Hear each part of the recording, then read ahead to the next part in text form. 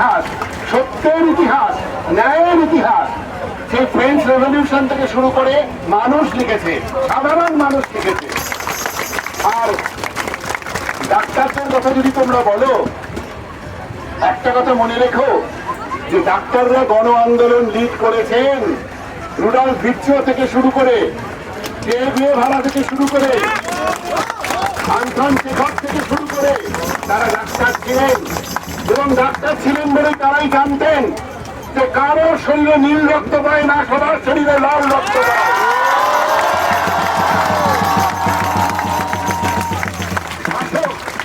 শাসক শ্রেণী বরাবর ভাগ করে গেছে মানুষকে, ডিভাইড অ্যান্ড রুল।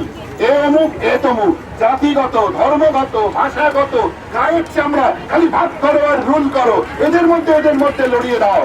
সেই জন্য ডাক্তারের অবস্থানটা বরাবর হচ্ছে সেই একমাত্র প্রত্যক্ষ জ্ঞানে জানে যে মানুষের সঙ্গে মানুষের কোনো ভেদ নেই। মানুষই সত্য, মানুষই শেষ কথা বলে ইতিহাসে, এটা ডাক্তার ভেতরে নিজের জীবন দিয়ে জেনেছে। আর আজকে তোমরা যে কষ্টের জন্য উঠে দাঁড়িয়েছ, আজকে তিলোত্তমা অমর হয়ে গেছে। তিলোত্তমাকে আর নতুন করে তোমরা, আমাদের মেদিনীপুরের আমার ছেলে মেয়েরা, তোমরা জানো আমার একটু পাহাড়ে যাওয়ার মানে আছে, ও ইতিহাস আছে, পাহাড়ে যাই। অলরেডি গত 3 দিন আগে আমাদের মাউন্টেনিয়ারিং কনভেনশনের একটা মিছিল হয়েছে ধর্মতলায়। সেখানে আমি প্রস্তাব দিয়েছি যে আগামী 1 বছরে পশ্চিমবঙ্গের যে কোনো ক্লাব থেকে হিমালয়ের কোন একটি 6000 মিটারের উপর শৃঙ্গ আননেম পিক যদি ক্লাইম্ব হয়, তার নাম মাউন্ট তিলোত্তমা দেওয়া হবে।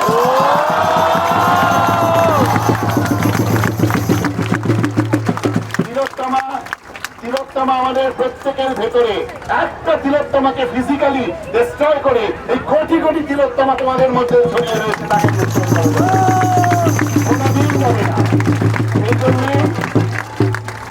আজকে তোমাদের মধ্যে একটা অদ্ভুত কষ্ট আমাদের সবার মধ্যে হচ্ছে। গত 1 মাস ধরে আমরা কেউ ঘুমাতে পারছি না। এটা একটা অদ্ভুত কষ্ট। এই কষ্টের কোনো ব্যাখ্যা নেই। এটা কি দুঃখ, এটা কি ক্রোধ, এটা কি রাগ, এটা কি অভিমান, এটা কি আমরা জানি না কি?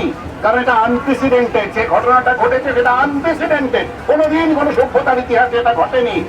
যুদ্ধক্ষেত্রের কথা ছেড়ে দাও, মানে যেখানে যুদ্ধ চলে সেখানে ওই গোলা পড়ে, হাসপাতাল ভেঙে যায়, ডাক্তার নার্স মারা যায়, কিন্তু এটা অভাবনীয়, এটা কোনোদিন এরকম ঘটেনি। সুতরাং this is a unprecedented incident and there is an unprecedented reaction.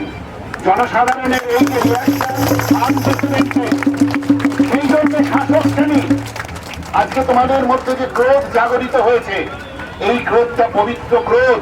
তোমাদের চোখের দিকে তাকাতে যে কোনো শাসক ভয় পাবে। কোন স্বৈরাচারী শাসকের ক্ষমতা নেই তোমাদের চোখের দিকে তাকিয়ে কথা বলে। তাদের সব অস্ত্র ভোতা হয়ে গেছে।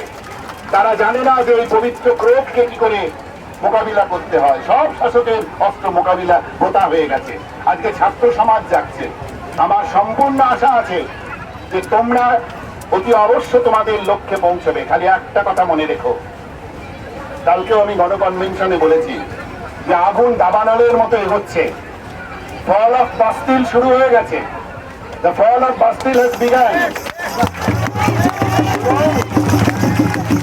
এখান থেকে একটা ভীষণ রকমের ষড়যন্ত্র চলবে এই আগুনটাকে ঘুরিয়ে একটা ব্লাইন্ড চ্যানেলে ঢুকিয়ে দিয়ে যাতে নষ্ট করে দেওয়া যায়। খুব সতর্ক থেকো, এই আগুন যেন ব্লাইন্ড চ্যানেলে না ঢুকে নষ্ট না হয়। এবং যে বাস্তিল দুর্গের পতন করার জন্য আগুন চলেছে, সেই বাস্তিল দুর্গের পতন না হওয়া পর্যন্ত এই আগুন থামবে না।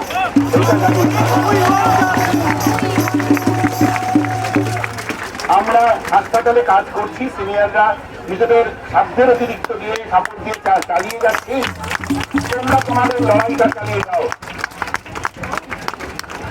চিকিৎসা করা, মানুষের চিকিৎসা বলতে শুধু শরীরের চিকিৎসা বোঝায় না। আমরা ওখানে মানুষের চিকিৎসা করছি, তোমরা এখানে দাঁড়িয়ে সমাজের চিকিৎসাটা করছো।